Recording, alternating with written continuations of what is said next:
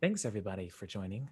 While I'm recording, let me also remove some tabs. Okay.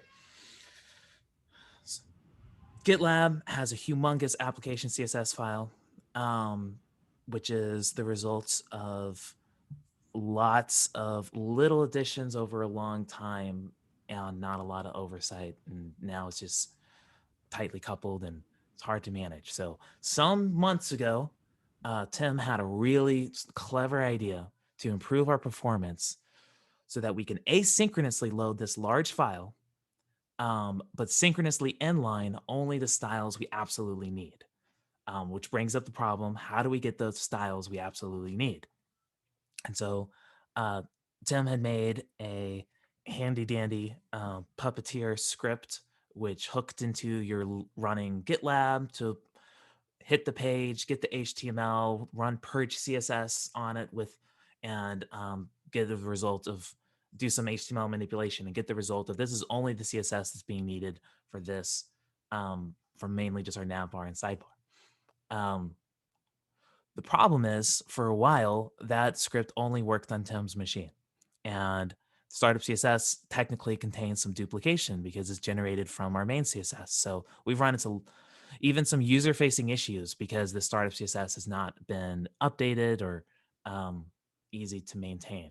So we have a cool MR that we are working on to, oh gosh, where is it? To change this from a manual process to a much more automated process that's all baked into the GitLab project. So let me share just that. So instead of running Puppeteer to hit the running application to get HTML, we just use a fixture to generate the HTML. What was wisely observed that there's a trade-off here. When we hit it with Puppeteer, it'll run the JavaScript and it'll we'll get more things on the page than just hitting it from here. But startup CSS is supposed to be executed and run before the JavaScript anyways. Like the nature of this is before the JavaScript build loads, we want this to show up. So that we might actually be able to take advantage of that. So this is where we're at with this MR. We have this new script that we're adding, and I like to, break things out into functions and files. So this is our main entry point file where we are getting our rendered CSSs. We are getting the fixture that would have been generated previously, and we are writing to this startup CSS, and this is the result of it. So there's a couple of to-dos now. Does someone want to drive and I can navigate, or I can drive and talk to myself? But I wouldn't. That always makes me feel a little lonely.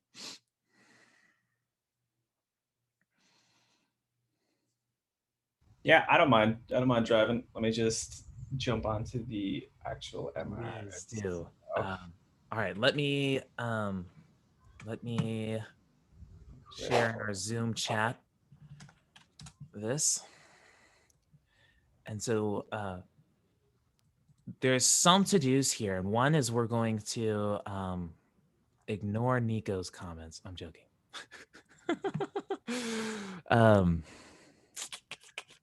I left a list of to-dos somewhere. Okay. We want to do this for the rest of the pages. This we could do later. There's nothing that we're doing that's going to block us from doing something with feature flags. And then we want to look at creating a CI job to fail if it finds a difference, just like how we do with our pod file. Can I jump in with one question? Yeah, please do. So one of my comments, I don't know if you're ignoring it or not, was like... No, I was going to get to it, but go ahead. Okay, about, yeah, like there needs to be a to-do that the rest of the plumbing of this needs to be there. Yes, yeah. In CI. We're going to do it all in this MR. Yeah, and then we'll split it up, I think. Yes, that's how I want to do it. So it makes Okay. sense how it's going to work. Though Chad also brought some really good points. I really appreciate you hopping in. One point which was critical was this job or this rake task, which is used to build the production CSS that we use with Purge CSS. It severely affects your local environment, because if it stays Yeah. around and it It's exists, not meant to be used with like local dev hot reloading style, because those files get picked up by the web server before. and I actually got burned by this. Like after I was working on this and I was doing something else, I was like, what? None of these styles are loading. And then because I just done this, I thought, oh, this might be it. But yeah, we want to now somehow make sure peppered into this code is a recommendation to the user to run, GitLab assets compile or whichever task it is. But we either want to be helpful and tell them that they need to run assets clobber too, or we could try to be really smart with it. But I'd love to know what you all think. And David, do you want to start sharing your screen? Yeah, sure. I just jumped onto the MR there. Let me see if this works. Hey Scott, I see that you hopped on. Can I just ask the question, why do we have to do the assets compile? Why can't, because we're not actually running the app, we can't just use the regular hot Yes, reloading? because we're not actually running. Oh, okay. Yeah. I don't know if there's another way to compile just the CSS. I don't know. Okay. So the first thing I think that would be helpful for us to do. So one note on that, what I did on the previous project is to not git ignore that directory. I'm sure that would break a lot of things, but it does have the benefit of making it really obvious that there's a bunch of junk there that may be causing you problems and you need to git clean it. That's really interesting. So that's an easy solution if it doesn't break everything about the pipelines, about how we build and package. Ideally, I think we could do all of this in such a way that because my concern is, like, no matter how hard you try to clean it up, or if you tell them, or if you automate it, it's invariably going to fail in the middle and leave it behind in some cases. Yeah. I think it's possible that the end developer doesn't need to run this, but I would like to be as helpful as possible with it. Let's try to get to the CI job. Let's see if we can get to there. And there's a number of things we could do, but I see you're also just going through the MR comments. So I'm just reading away. So where would you like to get started? Let's go to we start by just writing in the description the steps that you need to run it, because I'm still not clear on that. Yeah, that's a good idea. Well, I tried to do that with like error messages, but I see that I wasn't even good at that. So yes, thank you. How to run this. Yep. First, and this is a template for what we need to do for the CI job anyway. Like, we're just writing our tasks. Yep. So, well, some of this would already be done for us because we generate fixtures and like some of the compiled assets at like the very beginning. But if we want to run this locally, two things is we need to run fixtures, and we can just run that specific file. So run the fixtures. I think it's bin rake front end fixtures. Oh no, we can actually just run rspec on that file. Yeah, can't we? I think it's just as much as in a bin or spec. I usually do bundle exec spring rspec. It's the same thing. If you run bin, it should be a shim that does the bundle exec. Okay, there's a fixture file in here called, I think startup. I think it's probably startup CSS. It probably has the same name. Well, can we find it in there? Can we do the fuzzy file? Yeah, startup CSS. Where's the fixture file gone? There it is. It is. Yep, that fourth one down. Yep. Oh, so sorry. I already had it open. Woo, I already Oh, had it open. My God, nice. yeah.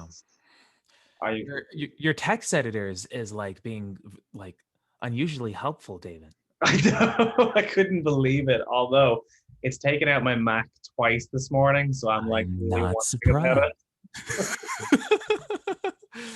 it. Okay, so we could just run RSpec. Run the fixtures. Yes, RSpec for the To say generate the front end fixtures. yes. So run RSpec for the startup CSS fixture. We don't need it for all the front end fixtures. It's just for the startup CSS fixture. Yep, beautiful. Love it. Okay. And then we need to get the production CSS. And so maybe that's the description of that thing. But I've never understood about this whole process. Why do we need the production CSS? so purge As opposed to- CSS takes HTML, takes CSS, and spits out only the CSS that's used. And that's what we use to build startup. And currently, like what Tim's script is doing. Right, but currently, like we have the local dev server running, but it still needs to hit production. Why? Oh, it's not hitting production. It's just actually building it. It's not because we may not have the dev server running. Okay, so we're just going to grab the production ready CSS from the production application markup, and that's the same as the previous process to a greater or lesser degree. Yeah. So this is running the and Chad, you're looking at me like I'm committing some Rails sins, and so Well, no, I didn't.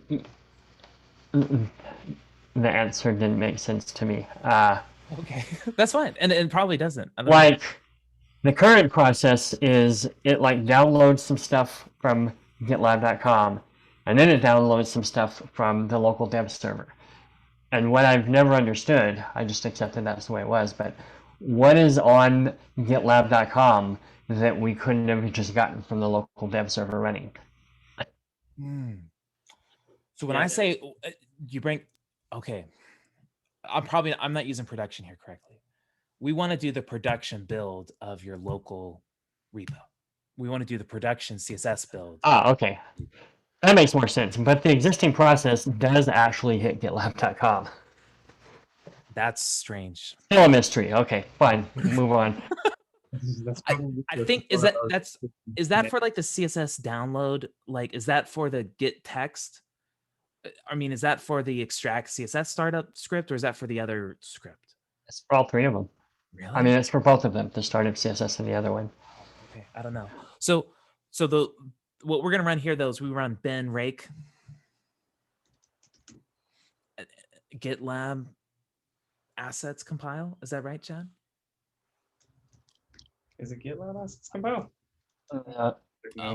Yeah. I don't know. Whatever you have in the instructions. I'm gonna send to you the one that Chad sent to me, and we're gonna try to run it on your machine anyway. So here it is on. Oh, Rails assets. There we go. Ah, yes. Yeah, you had it wrong in the error message. You had the last two parts reversed. Yeah, Right. I know. It's the least helpful error message. Open the Hey, you didn't run this thing. Thing doesn't work. It's all over. That Yeah. doesn't exist. How do you run? Yeah. Okay. Okay. Cool. So this is our first two commands to get up and going. And then you run yarn run generate startup CSS. So maybe this is where I went wrong, or maybe there was something completely unrelated. But error message 2 was the first one that came up, and then I did that, and then it was telling me I needed to run front end fixtures in its current state. I don't. You should be able to do both of them. So that's strange to me. But knowing Either order. you should. But I don't know. I really don't know. Maybe that is where that path error was coming from. I know Nathan was running into that. and had nothing to do with his MR. So he maybe, but maybe he had done a production assets build, and so I'm not entirely sure. We'll soon find out. We're gonna find out. There's been some weird stuff happening with this lately, so I'd be kind of curious to see how it goes. Yeah. Cool. No, that's it. It's 3 steps, man. Awesome. I'm still not clear on what these do. Like running the fixture file is dumping a file somewhere, presumably that we're going to do something with, and then we get the assets, and then we're going to put those together with the purge. Yeah, and what's beautiful actually is in CI, those 2 steps are already done. Like that's and they're now like assets that are shared for all the CI jobs. Right, and they're already passed along as artifacts. Okay. Yep. So that's what's sweet about it. Where's the actual package.json? Where's the actual package.json for the startup? There it is. All right. So node script startup CSS main. That's the file I was looking for. That's the one. Yeah. So we'll run this first. This is going to render the view, the production view of our project home. It's going to generate this fixture first with our HTML, and then once we have that, we can run main, which is going to go through and do our tasks. So I see, Paul, you went way ahead and you did all the removal and everything. Nice. Yeah. This is and I compared the output to the files you shared, Chad, and there's like very small differences. And most of me thinks it's because I'm running on a more recent commit, which is really interesting. So I think this is going to work, but we can compare the outputs. I think that's not as interesting and something we could do later. But what is interesting is there's 3 pages that we need to run this for. We need to run it for general with dark mode, and then sign in. So right now I just have it all hard coded just to run it with general. Let's see if we can do that locally first. And then let's see if we can figure out a way to handle multiple pages. Okay, that sounds pretty cool. So we're just starting with the general page, the general HTML page. Yeah, let's just see if we can run yarn run generate startup CSS. Let's see if we can run it. All right, I haven't run any of this, so I'm going to attempt to run this for the first time. And now we're going to see how bad the error messages are. In the docs. All right, we're just going to run it in the docs. So. Oh, you're going to follow the docs. You're not going to hit our error messages. So I'm going to start the GDK. All right, let's run this and see what happens. Fingers crossed.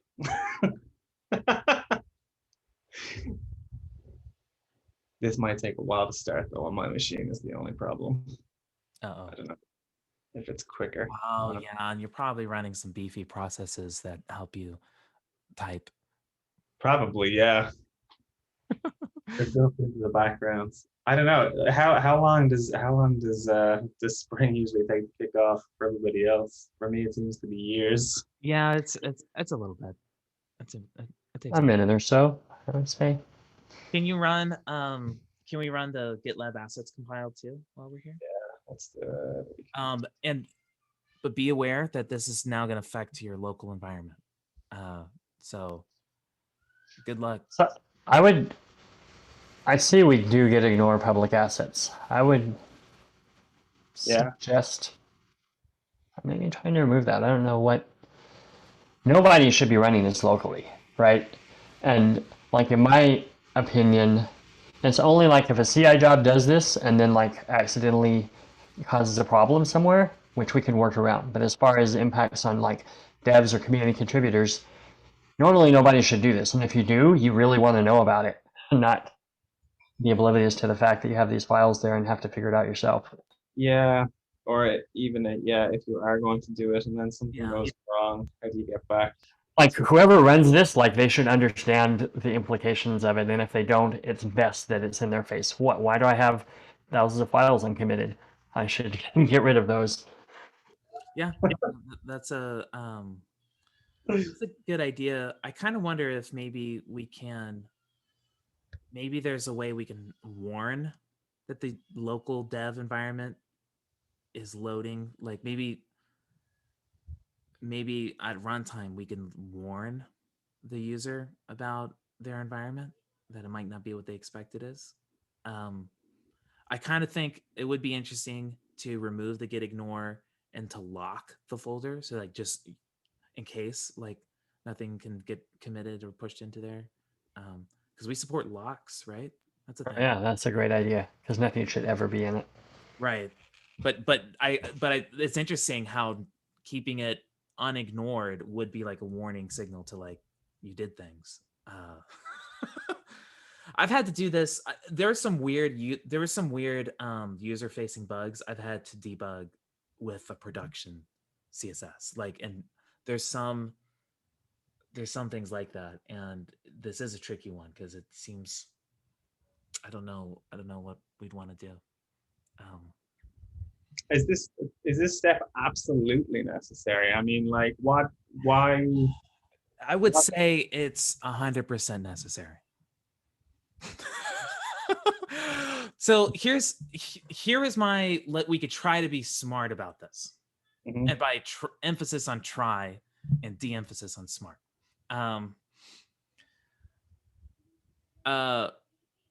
If we have assets already, this is from the script's perspective, we just use the CSS.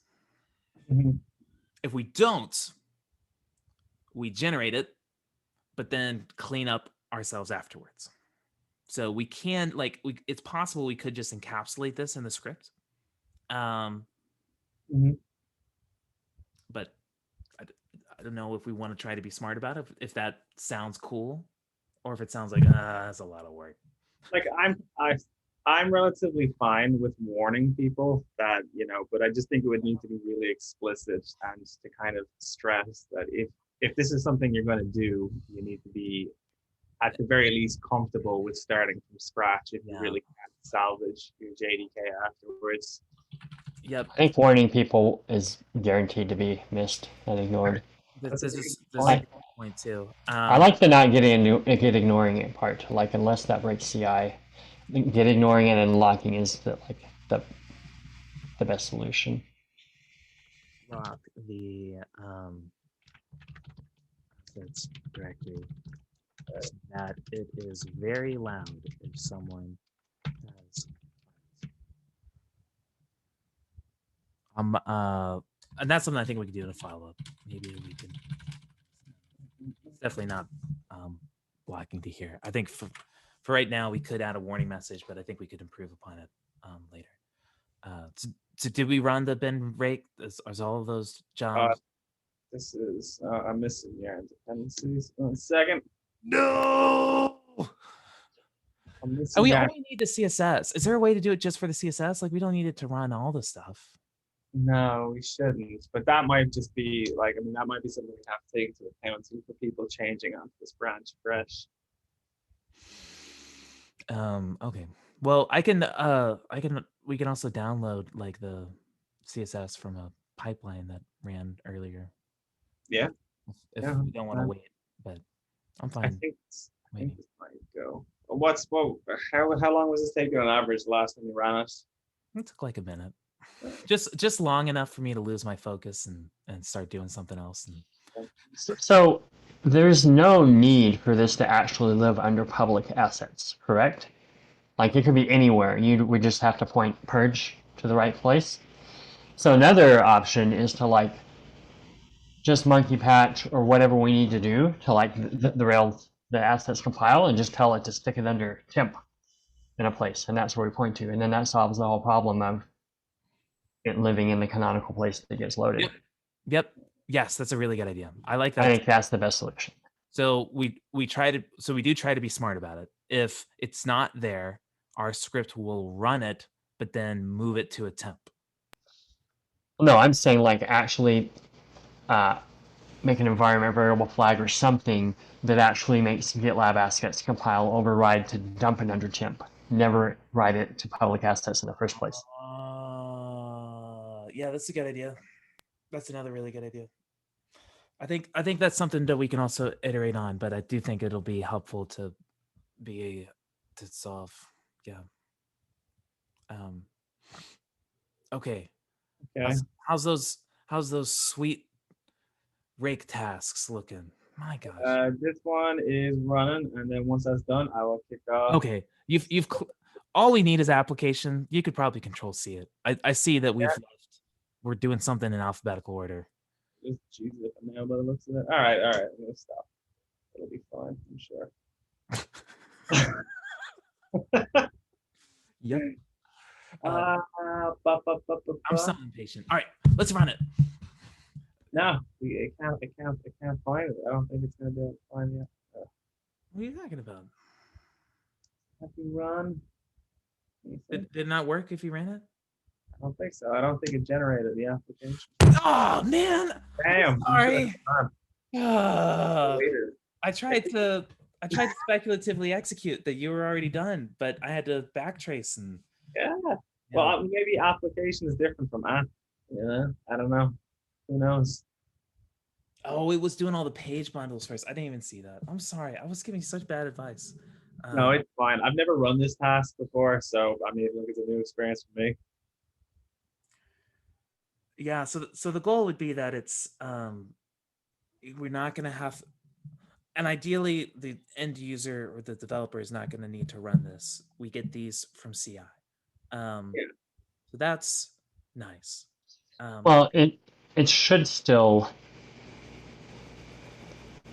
like when you run it locally, it should run this. So you're generating what you actually have on your local machine, the branch.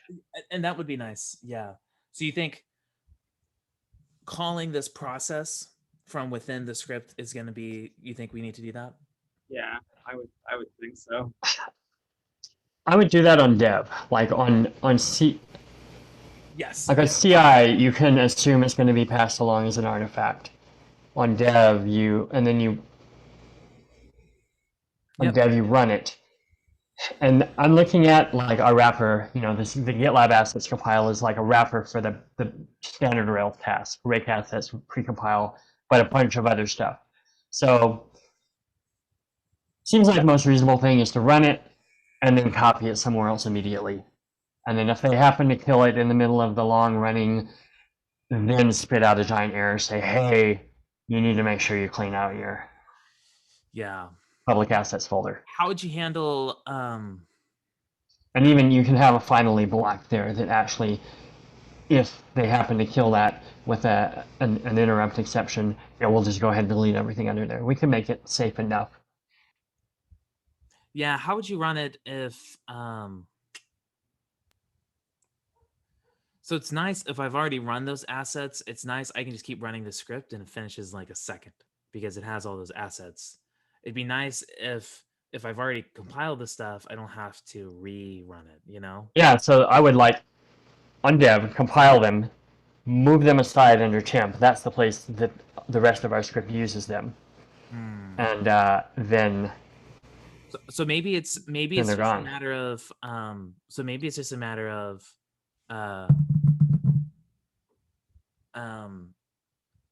having our script take an argument for where is it going to look for these things. Maybe that's just no, I just just have a standard place under temp, right? You can dump anything you want under temp. In CI, I don't know if the artifact. No, in CI, then you can pull the artifact along, and then the first thing the job does is copy it to the place that it's supposed to be. I mean, it doesn't have to be configurable.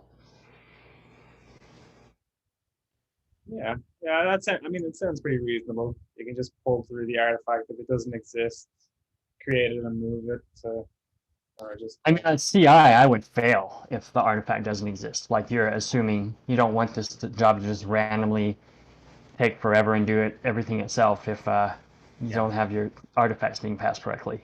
All right, now we're ready to start pairing. Oh. That was pairing, Paul, discussing things. Convincing. Yeah, so that's far faster. Once it's done, it's fine. Beautiful. Yes, and there should be no changes. Because I ran this already on a commit, so we should be unchanged. And look at that cool little header that says "Do not edit." Like, yeah, this is auto generated. And the question is, how different? It's not that different. It looks to be almost the same. I see the nav bar. I see the header. Are the avatars down the bottom Yeah. again? Yeah, the avatars are down the bottom. Cool. Let's do a fun little exercise. Yeah. Let's go to the constants file under startup CSS script thing. It's the second to the yes. And Right. so just to show, what this is doing and how it works, we can specify HTML to remove before we send it to purge CSS, and we can specify CSS to remove. And the CSS accepts either a string, which means it's going to do an exact match, or a regex, which means it's going to do the regex test. So if we add one to the bottom here, the CSS to remove, if we add a / navbar. Yeah, something like that. Yep. And then we rerun it. It takes like a second. You'll see, we've got some changes. So it works. I'm pretty excited about it. Cool. Yeah. So cool. Yeah, we'll get rid of navbar. But the situation we're in is we're updating startup general, but if you look at that directory, there's two others. There's startup dark and startup sign in. And so we need to have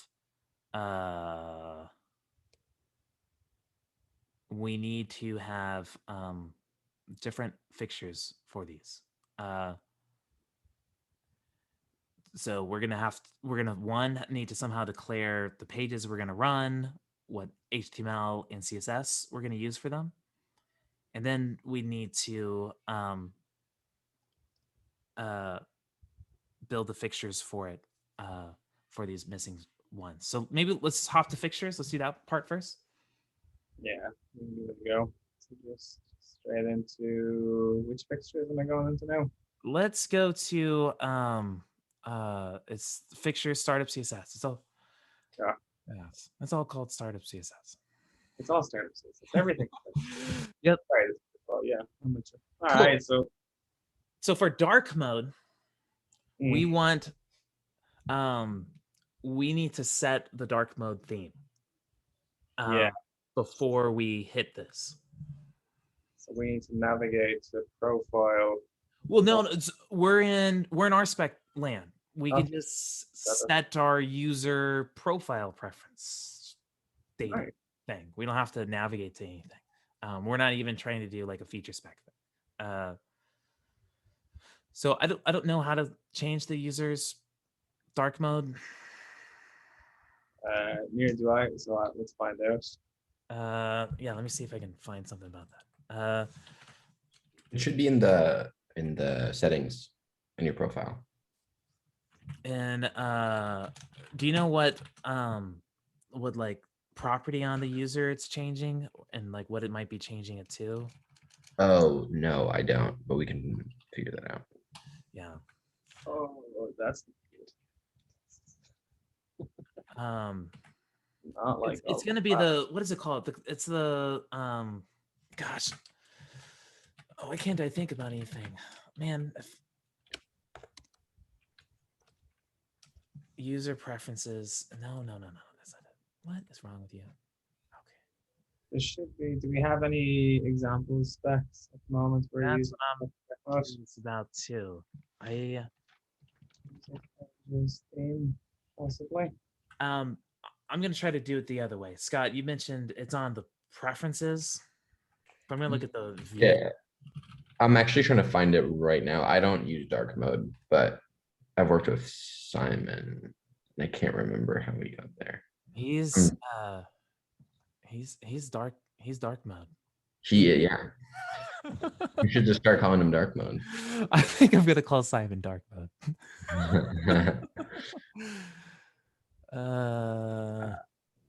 That's his application set. References, yeah. So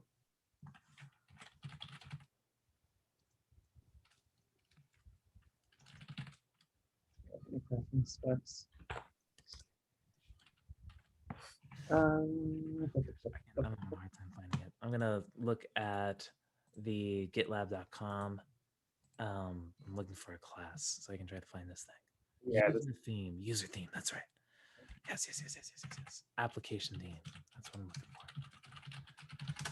for. Okay, here we go. Boom.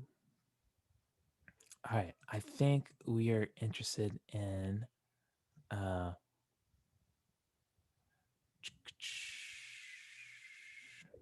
user theme. User theme. yeah, Oh, I think user might have a theme. It has a user theme ID. Yes. Okay, brilliant. That's it.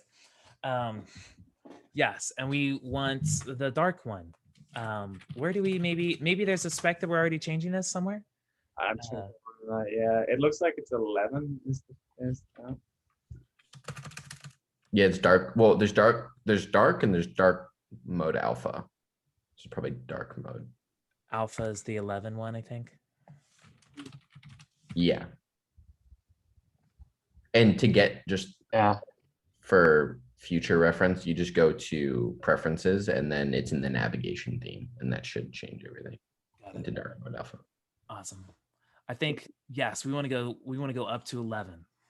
So to 11 it is, yeah. Does it go to 11? Yeah. Dark mode alpha, user ID 11. But it goes to 11. Why didn't you just make 10 higher? Going to 11 is pretty dope. That's another metric GitLab problem. theme for user.id.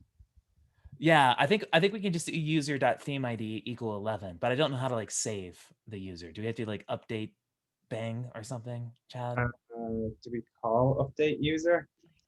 Like in the Hey, what? So yes, and 33 on line 33, we'll need to do something like user dot, correct me if I'm wrong, Chad, but I think we need to do something like user dot update bang. Yeah. Oh, the theme. I just saw a script with this. And then we can do theme yeah. ID is we found the key. It's theme underscore ID colon 11, right? We just put whatever fields we need to update it with, I think. No, and then it's just here. I think it's themes. So, there, user theme ID. Well, the field I think is theme. Theme ID. Here we go. Yes. Theme ID. And then 11. That's the field on user. Okay. And so then let's run 23 through 28 is basically the same. Yeah. I think it's more or less the same once you've done that. And we probably don't need the context, but it's fine. Probably not actually. I tend to add them anyway, just like breaking up things. Yeah. I'm not sure update bang is the right thing there, but you could try it. Do you want to try it? And I'm really curious to see if there's a difference between the two HTML files. That's what I would expect there to be. Yeah. We're doing it? Okay. Go for it. So I think it was on your right terminal. You ran the. I think it was too, wasn't it? I think it was. Yeah. That one. This is one. Yeah. You gotta run that Spring, man. Has Ben RSpec doing Spring? I thought it did. I had to give up using Spring on my personal machine because the Rails task would lock up and I couldn't cancel it in the terminal anymore. And the only thing that would fix it was a reboot, and Postgres would die. And so I was like, okay, I won't be running Spring manually through the terminal. Well, Spring for the dev server is different than Spring for specs. Like you could only run the one for specs. Yeah, I'm not sure what quite was happening. I just know it would lock. You'd run the command, the terminal would lock, couldn't cancel it, and you'd have to try and guess what the PID was to try and kill it. And oftentimes ended up killing Postgres instead. Oh gosh, yeah, that's wild. You mean to kill Spring? Yeah, or whatever. Yeah, and if you grep for Spring, it usually gives you the PID. I have to kill it sometimes. I don't know. I'll try it after this. I usually run. There's a cool bundle exec spring stop. It's pretty good at killing. Alright. Spring. Yeah, that doesn't work if RubyMine starts it for you. Okay, so apparently this no failures. Which is pretty cool. So can we diff our two fixtures now? We can actually run it. I don't know how to do it, and I don't know how to communicate to IDEs. I think you just do a git diff, don't you? Yeah, let's do it. So do you want to I can't for the life of me remember where these get piped out to. I think you can diff. Can you diff two files with git diff, or do we need to just run just diff? And they're not. Yeah, you can just run straight diff. Yeah, I think we want to run let's run just straight diff. So let's do diff -u for a unified diff, and then You can't just diff two arbitrary files and you might be able code? to. I don't. Oh, well, I think David's on RubyMine, so I don't know how to do this thing. Oh, okay. Just you highlight both of them. This is where Chad comes in. Highlight one. Hold. Okay. Are you on? You're on Mac. Highlight one. Like find the actual file on the left side. Oh, let me navigate you there. It's in temp. Yeah. It's in. They're getting generated the calendar temp. No wonder I couldn't find them. Okay, super stuff. It's in tests. Front end. Oh, this is nice. Yeah. Okay. So I highlight these two. This is a really And good experience. Command D. Man, all right, here we go. Oh, that didn't do what I wanted. Was it controlling? No, it should be Command D unless you've got a different key binding, or just right click. Okay, Command Shift A. Okay. And type diff.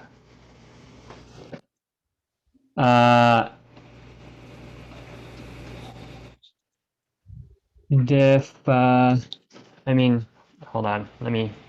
You have a different key binding. Yeah, I only installed this. But I'm just checking mine real quick to make sure what it is. So for me, it is Command D, which is diff preview. Diff. yeah, show compare files. Okay, so yeah, compare files. There you go. It's Command D. Why didn't it work? I don't know. Oh, there we go. All right, now it started. Okay, super stuff. Okay, so we're changing the users because we've done that. I'm noticing style though is different, right? You think it's So a tip here: if you do the little gear drop down, do turn on word wrapping. The little gear, the gear. One more, that one. Soft wrap. You can see it all in one line. Oh, nice. This is great. I'm getting a RubyMine lesson. I do them on demand. I gave Lane like an hour Okay. last week. I'm gonna book them your time after this job next week. Let's so if this was dark mode, I would expect to see our CSS variables. Can we do a search for maybe we can also search for theme and see if the theme was actually set or something. Can we do a search for the theme? Yeah. The theme name was GL Dark, right? In the theme folder. Yeah, it's GL Dark. It looks like we're including all the dark stuff, the darkies. Okay. Can we try searching for just? This is probably gonna. Yeah. No, No, this this down a little bit. I want to see if I see some more HTML changes. I'm not super interested in the CSS changes because our script is going to ignore all those. Here, wait, if we go here, that's just namespace changes and it's no problem.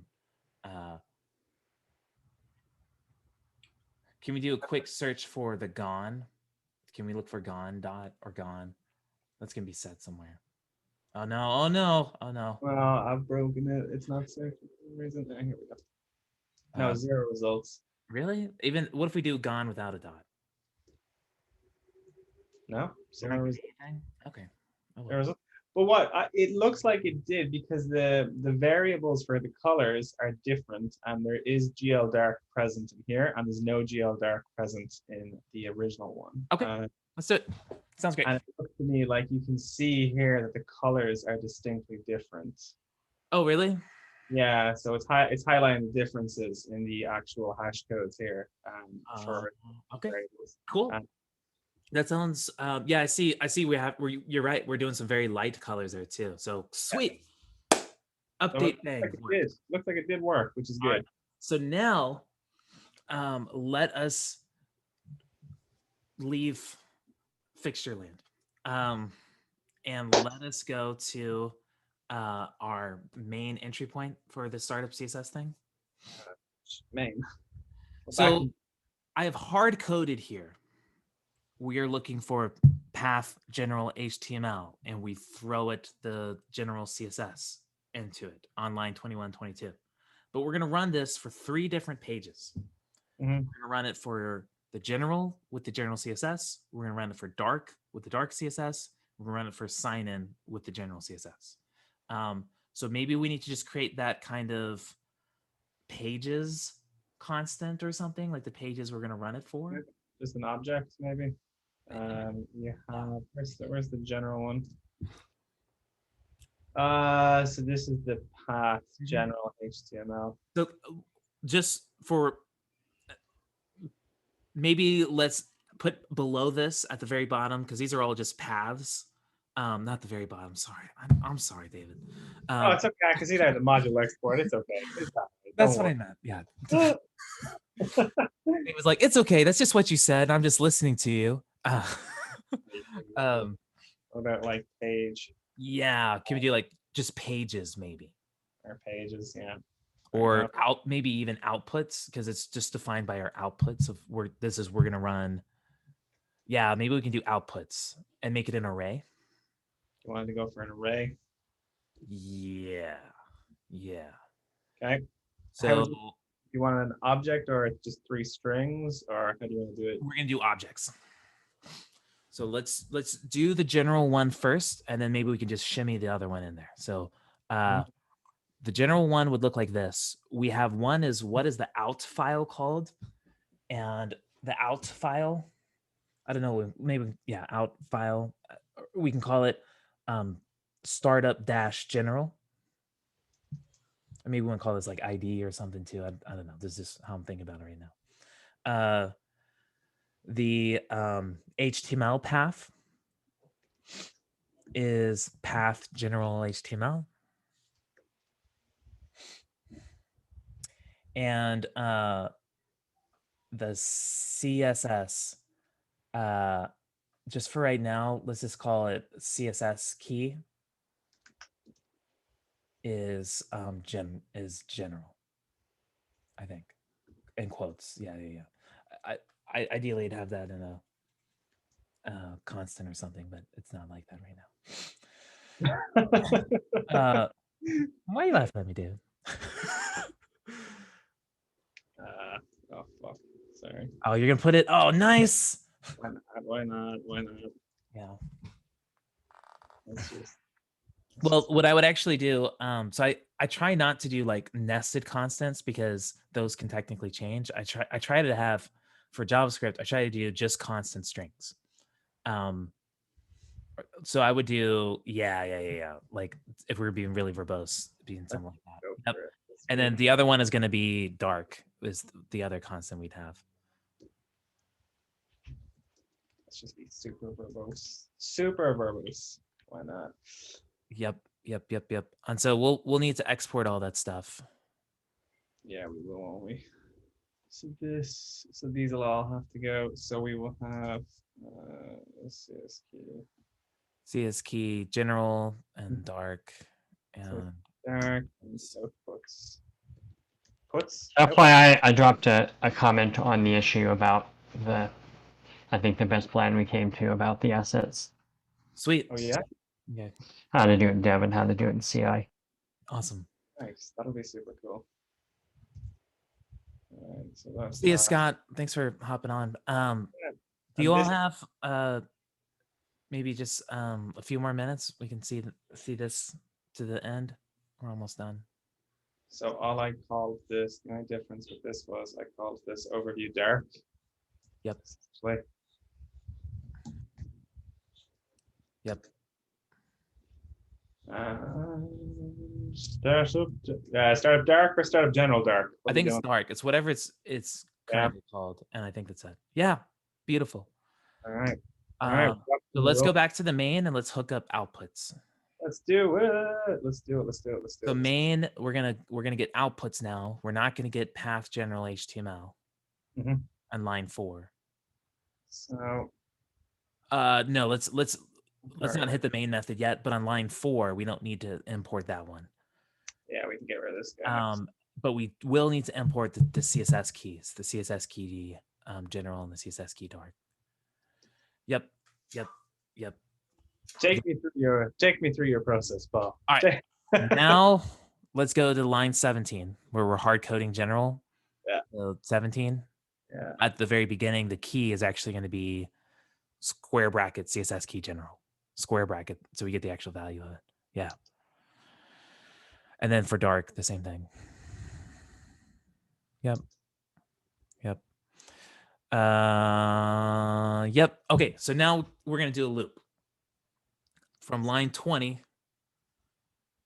above line 21. Let's do an outputs for each. Outputs for each. Yes, but above line 21. Yeah. Oh, what is going on with this? I think it's like my laptop has given up trying to like at the same time. It's just Cool. like Oh man, look at that cool type help. That was yeah, pretty it's pretty good. It is. It's pretty fascinating. So in line 21, we can destructure. We're gonna get the out file. All of that. We're gonna get the out file. We're gonna get the HTML path and CSS key. It was just lowercase, isn't it? Yeah, I think so. Yep. Awesome. So let's copy 24 to 32 inside of there.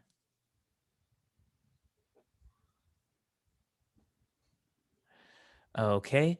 And yep.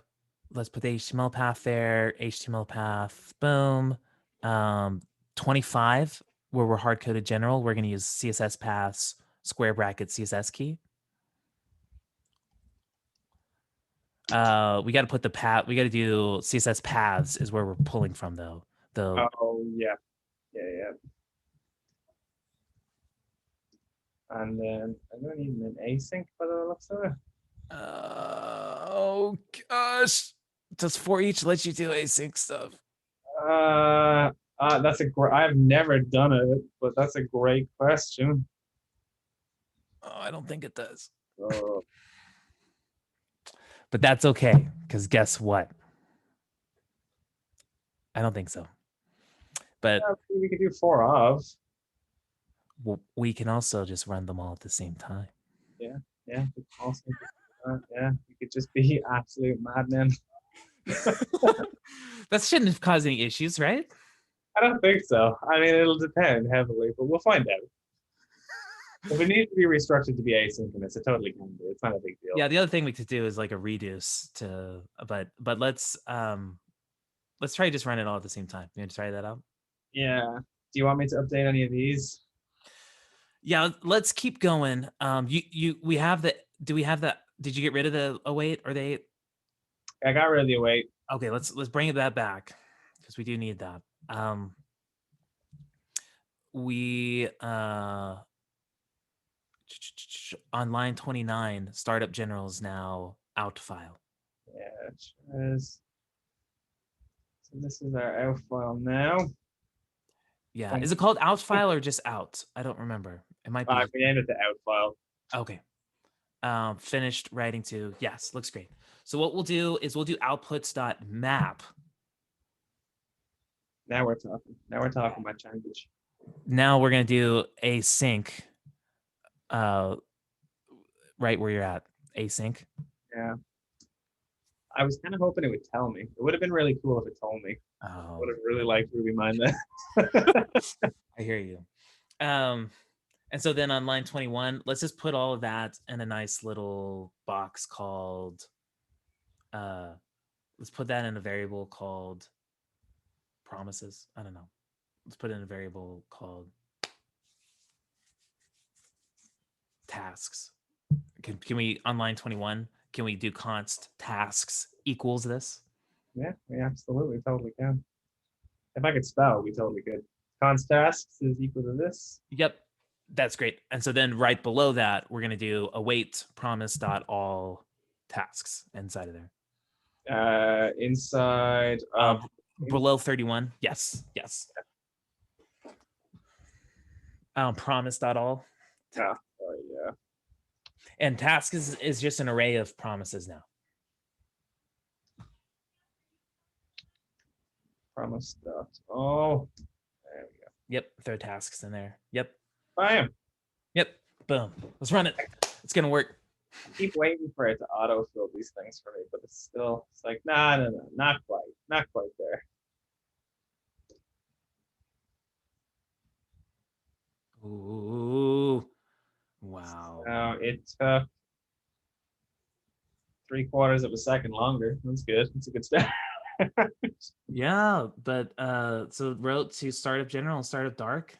Let's see what the differences were. Yeah, let's do it. So now I think I can literally just do this.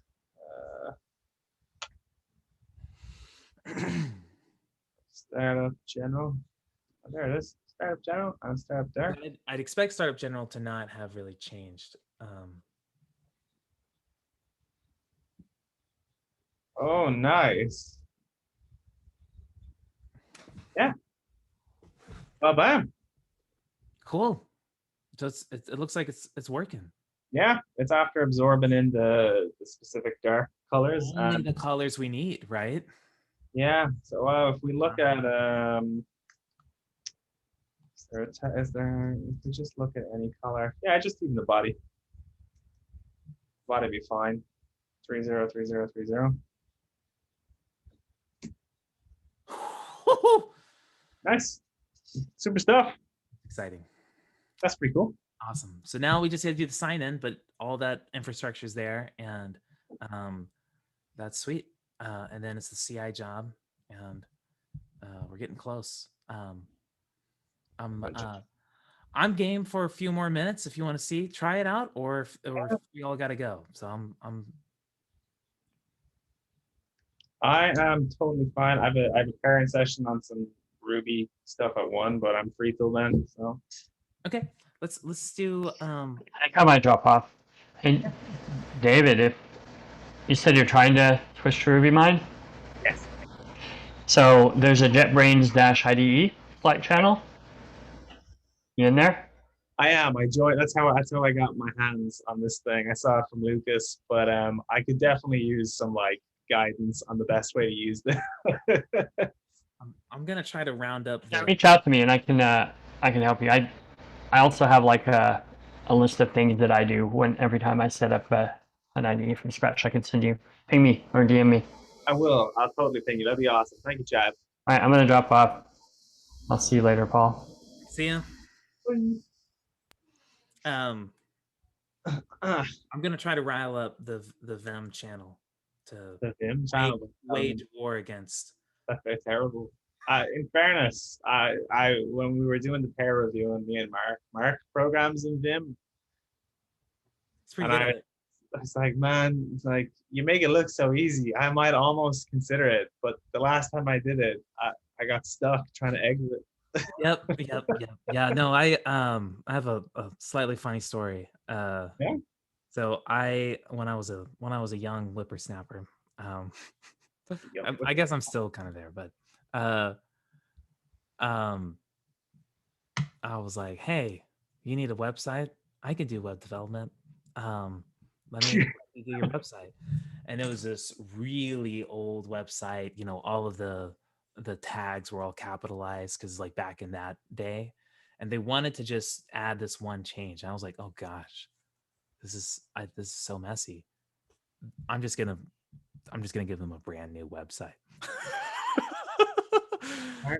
But I Smart told man. myself I'm only gonna do it in Vim. Oh God.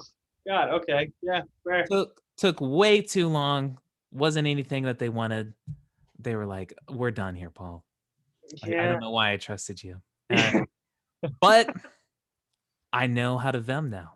Yeah. Yeah. There you go. Look, we all have these moments. It sounds so strangely like my very first freelance job as a web developer, where they only asked for a main and a landing, or a main and an about page. And I was like, no, I will give you a fully interactive website. And then they were like, this is Yep. not, we just don't want this. And I was like, okay. It's funny. Yeah, it's funny. Anyways, let's try to do this. So Let's do it. So we need to add another controller now to do the show for the sign, right? yes. Gosh, I don't know what controller that would be. So I'm assuming is it sign up or sign in? No, sign up. CSS. There we go. Sign up spec. Oh wait, is this? That's a feature spec, maybe. Yeah, it's not a. Do we have a sign up? I don't. I've never really.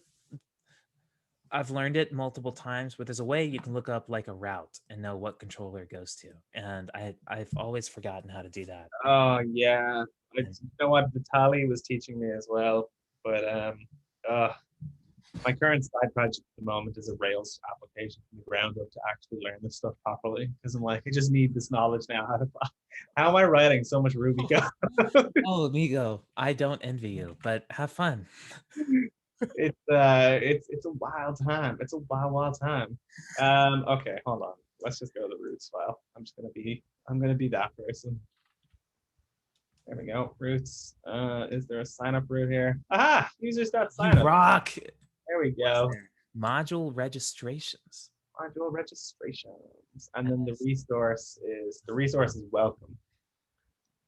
Oh, interesting. So we can call the welcome controller and then the show page by the looks of it. Ooh, it is the welcome controller. What Wow. baller controller name. That makes me so happy.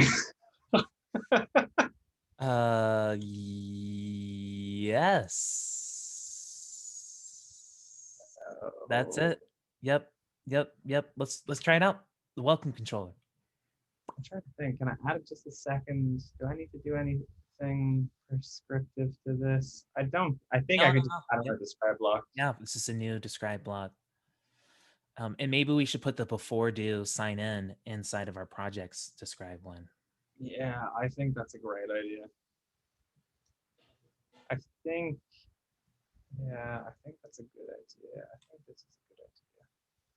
I like the render views. I think this could probably go inside here as well, because it's kind of prescriptive to this, but what do you think? Because we don't need a user or a project if we're just hitting the sign up page, right? 100%. Yeah, let's move it in. That's a great idea. I think so. Although let's do it. I'm deleting everything. Like a lunatic for some reason. All right. So type a controller, and this is just going to be the sign up. Sign up.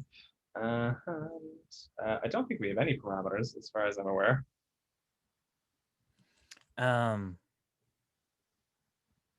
Yeah, I think you're right. I think it's just show. Yeah, it's just show. And it's the welcome. Oh yeah, it is the show. Yes. Yeah. Yes. And then it's type. It is the controller, but the 43 instead of projects controller, it's welcome controller. Yeah. Where's there we go. Sorry, I couldn't see it. Yep. Welcome controller. Welcome controller. Now, I don't know if these should be called JavaScript fixtures because they're technically not JavaScript. Yeah, they're like startup CSS fixtures. That's a good idea. Yes. Do it. Do it. All right, startup CSS fixtures. Startup CSS sign in or sign up. Oh, I would just leave it because I would just keep it the same. Yeah, great. I love it. Let's run it. HTML. Right. I think this is going to be successful. I've got good feelings about this. I want to double check. Yep. Keep going. I'm wanting to double check our. Please double check. um, I'm going back to the constants file while we're doing this. I'm gonna add some stuff. So we need a sign up. We need a sign up key.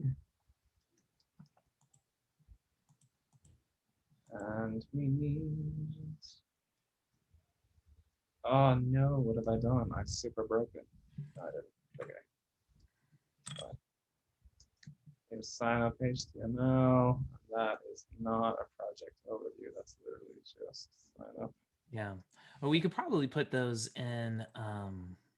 Oh, and the CSS key is just going to be general. It's not going to be the dark one. We don't have a. I don't think we have a. We're not doing a split on that. Yeah, we're just literally just doing the sign up. Oh, actually, I've never seen a dark sign up actually. Raise good points. Oh no. Unrecognized constants welcome controller. Oh, that's so Is it sad. under a mod? It might be under a module. It might be namespace. Yeah. It is. It's under registrations module. Yeah. There we go. There we go. This is what I actually wanted. And we do this. We do this. What did you want to put those paths into? Did you want to put them into an object or an array or something? I was gonna say the paths we can, because since we don't reference them outside of this file, we don't need to export them. They can just be inside of our pages object thing. Yeah. Yeah. That seems totally fair. Because are we exporting these? Well, we don't import them anymore. We just import outputs. Yeah. General HTML. Like you notice we're not doing that for dark HTML. We don't need to export them. Yeah.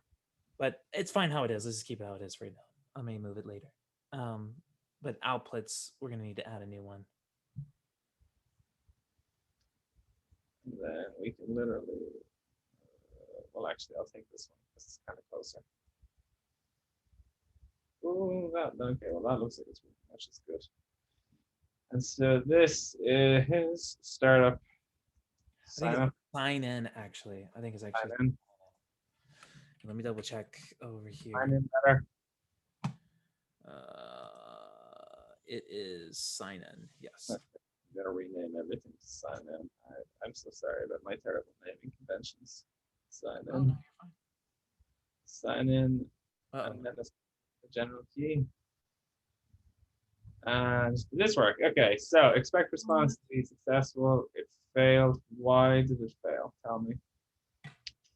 Well, that's Expect response. got falsy. That's very interesting, isn't it? Action dispatch. Okay, well, hold on. Maybe sorry. Whatever way I'm dispatching the action. So get show it's a controller to registrations controller. Do we have to sign in the user for this to get a successful response? I didn't think so. No. Maybe this isn't it though. I don't know. Maybe there's a different controller. Welcome controller spec registrations. Welcome controller without a signed in user. Oh, it's redirected. So it's not. Yeah, this isn't the right controller then. So new user registrations path will be what it is. So if it's not well, oh, sorry, that's sign up. It's actually supposed to be sign in, isn't it? Oh, maybe. Okay, that's fine. Do we have a sign in route that I'm not aware of? Sign in, sign in, sign in.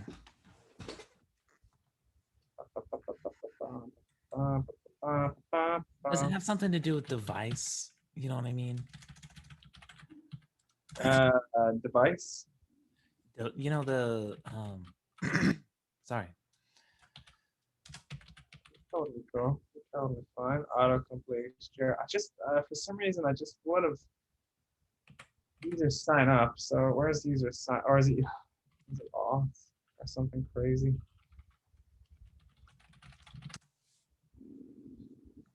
Ah, is this it here? Is it actually login? No, it can't be. No, okay, that's Jira. Sorry.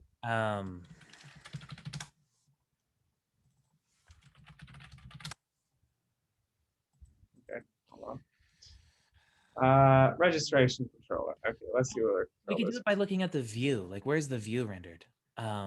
Where's the sign-in view? You know. Here's the user controller. Views, layouts.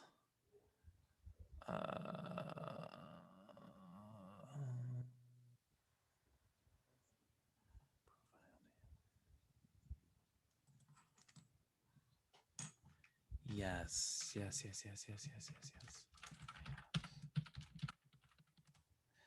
Yeah. So look at device is like this third party library that's used by Rails to like manage authentication and all this stuff.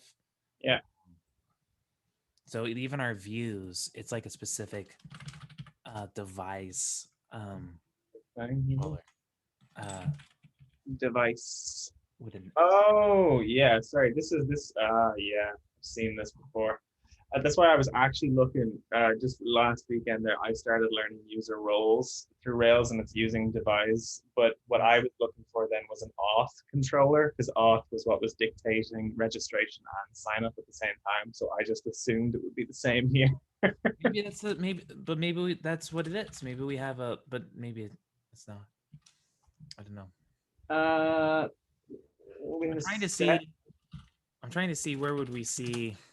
Here we go. Sign in. Okay. It's So registrations controller. Yes. I think it's registrations controller. is that not what we referenced though? We were in the welcome controller. Oh, it's actually just register. So it's not the registration module; it's the registration controller. Yes. This looks correct because Oh yeah, look at it there. Web spec sign up. So instance of registration controller. All right. Well, you know what? I'm gonna try it. do the registration controller. We're gonna try it. It's a good idea. We're gonna try it. And I like it. I like Does it. it have a show? Is that really? It does. Does it have a show? Let's find out. Is it a show or a get? We can look by looking at the views. What views get rendered? What views do we have? Views. Is it a show underscore index underscore Oh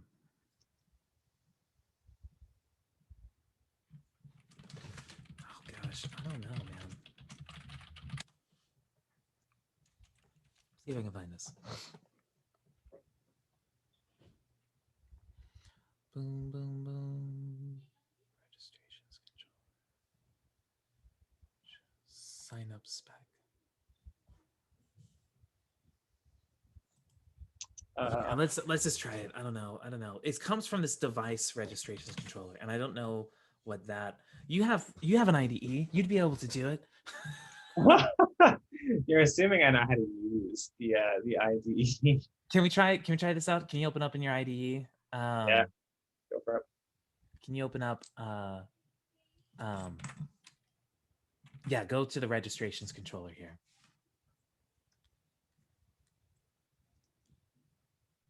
Okay. And go to the very top. Can we jump into the device registrations controller? Can we do like a command click or like a Go to implementations? Yay, no. Not that fancy. But that's what I want to look for. Is that's where we'll see it potentially be there. Here, this looks like it here. Oh, brilliant. Oh yeah. Get resource Sign up. It's new. Yes. Yes. Yes. Yes. Yes. Yes. We just gotta hit new. Let's do it. Is this new? Let's try it. There we go. All right. Yeah. Okay, let's see what happens. I have no, I don't know, man. It didn't like show anyway, but it might be new. It might just be new. What I wanted to see was, is there a Rails command? You can do this. Rails replication. No, there was This is a little different. How can I find out? I don't know. there was like some rake task you could run. Ah, it's gonna drive me insane. There's also, I know you can do. Oh, what? What is it? Sign? Is it sign underscore in? I don't know. Let me check my. Let me see if I'm signed in. I'm gonna just try something. See what happens.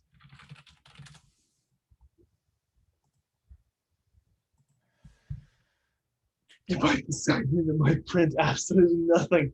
Fuck's sake. What happened? It's not a route. It is sign in.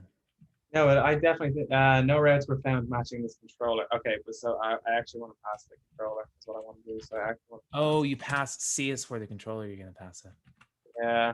So I had passed the incidence controller. So I'm just gonna pass registrations. Oh, here we go. No, it works. Never mind. How's that? Wow. Let's maybe we can check out that file. Yeah, we totally can. We totally can. Let me go back to the fixtures in 10. 1 second. Oh yeah. Oh yeah. Oh So, does it look like sign in stuff? If we scroll down, what does it look like? yeah. It is sign-in stuff. It looks like a small. It's much smaller. Yeah, it's a tiny It's a single application. single application. Boom, boom, boom, boom, boom. Boom. Sign up. GitLab's the title. Boom. Sign up. That's it. Sign up. That's You want it. to sign up to GitLab today? Let's do it. Let's. We've been talking about it, David. I think we should just pull the trigger and sign up for GitLab. For consistency, I will change this to be sign in for sanity reasons. All right. It technically has an underscore sign in if you want to, but I'm noticing on my I've been doing kebabs on the other ones. Like this one? Technically, that's the name of it. Sorry. Yeah. But we could do kebabs too. I like kebabs. No, kebabs are fine. I just want to be consistent with what you've already done. Yep. That looks great. Path sign in, general. I think this one's actually all one word. That's probably where it threw you off. Because I think that one's actually all one word. All right. You want to try running it? Yeah, let's do it.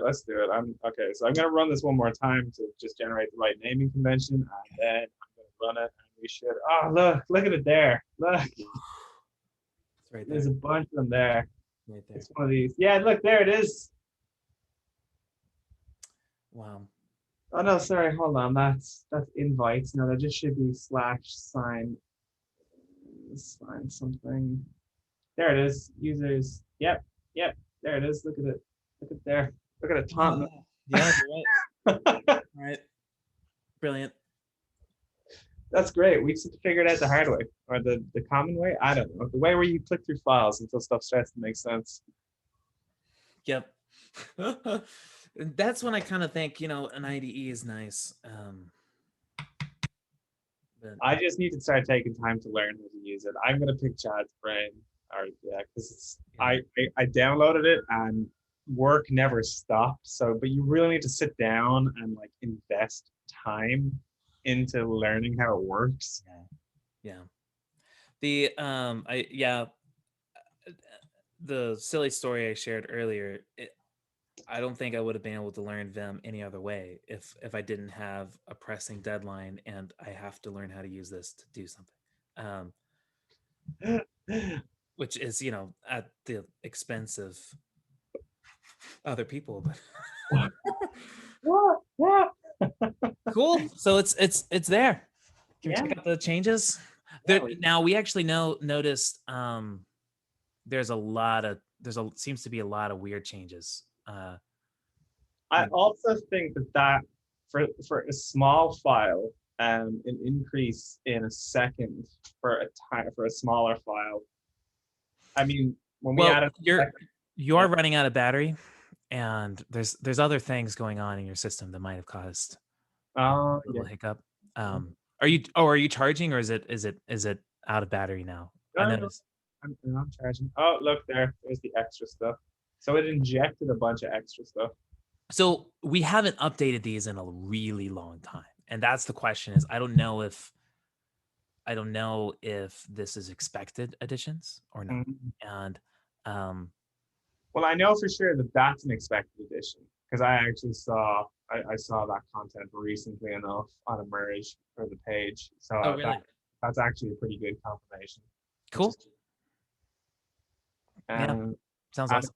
yeah, the avatar containers, I've actually seen that CSS, so that's pretty cool. The search, I don't know. I don't remember seeing.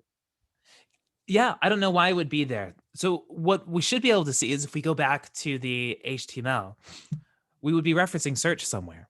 If we go Yeah. back to the fixture, like if we search for search in the fixture.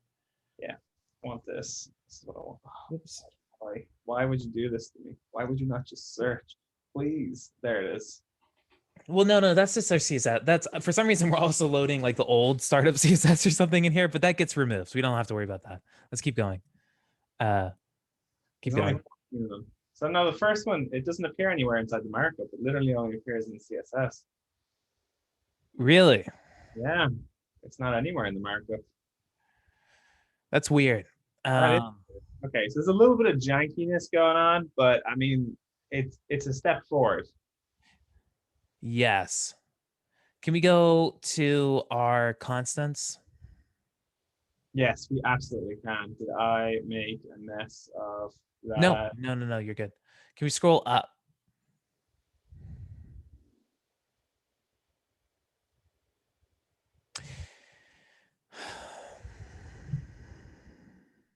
It doesn't make sense why search should be in there. Yeah, why would that? If we go back to the startup sign in, if we wait, can we go back to our fixture? Sign in, expect response to be successful. Yep, and we go back to our fixture here, which is here. So like what I would have expected would have been stuff like this. Yeah, we should see them. Like if we do search for OmniAuth button, that should show up, right? Yeah, that's what I would expect to be injected, and that's actually not here. Really? So that's startup sign in .scs, and it's not there. Is it? What in the name of God? So where did those values come from? Why are these injected and the other ones aren't? Would they perhaps? No, I have no idea. Close nav button. All this extra CSS. Like where does?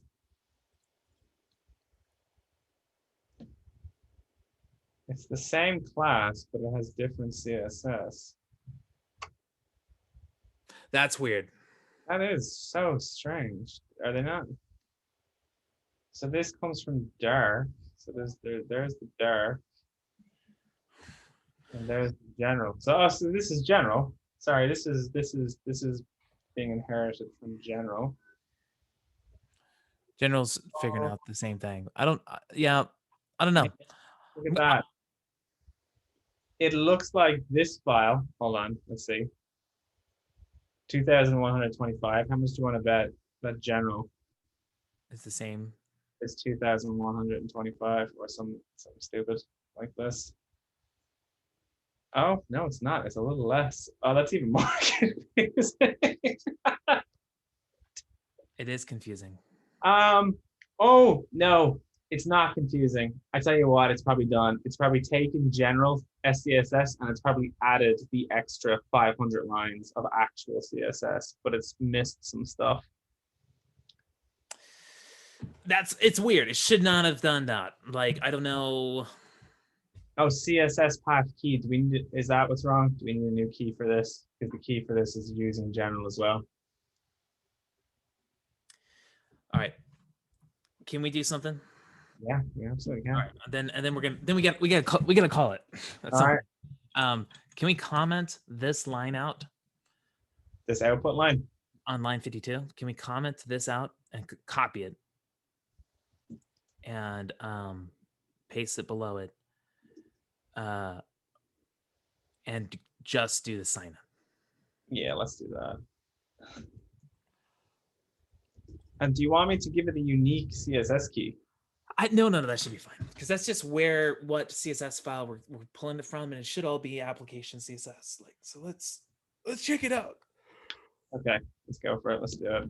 Let's do it and see what happens. Boom, 1.3 seconds. That still seems like an awful long time. Oh, it's parsing through everything. Like it's having to It's- do a lot. It's the same. It is the exact same. I don't understand why. I don't understand why. I don't think it's gonna make any good. Now that's gonna blow up, but you can go for it. So, We need. Chad and I ran into weird stuff with recently regenerating the sign up stuff, so we're gonna have to dive into it. Yeah. That's fine. We can totally do that for the next one. I don't mind at all. But dude, this is so helpful. I really appreciate it. Let's just commit what we got, push it up there, and we'll keep working on it. So the goal is that one MR, I'm gonna do the CI config, and we're just gonna do this is what it all is gonna look like. But then I'm gonna spin off smaller MRs off of it. So are you okay for me to commit these, or do you want me to get rid of these? Go ahead. Yeah, these are Yeah, okay. let's go ahead. We don't want that. And be sure to clear your assets. I think you have to run the clobber file, isn't it? Yeah, it looks like it's Ben Rake GitLab assets clobber or something. I don't know. You can also just remove the folder. All right. Thanks, David. Really appreciate it. Yeah, it was awesome fun. I must say, it's good.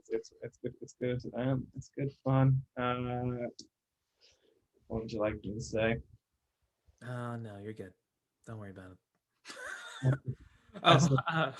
You're gonna commit message. You can say work in progress, or you can say added rest of the files or rest of pages.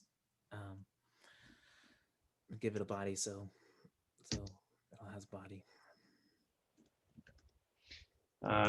Sign up, startup CSS pages to start up CSS task. Sweet, lovely. Oh my God! Look at all that! Look at all that! Look at it! Well, that's interesting. That we have a lot of deletions.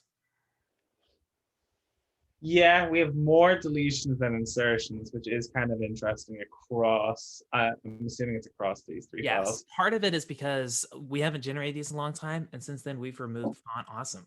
So that's related to it as well. Yep. All right, Makes sense. David, thanks so much. I'll catch you later, man. It was awesome, dude. Enjoy the rest of your Friday, and I'll talk to you soon. Yeah, appreciate it. Bye.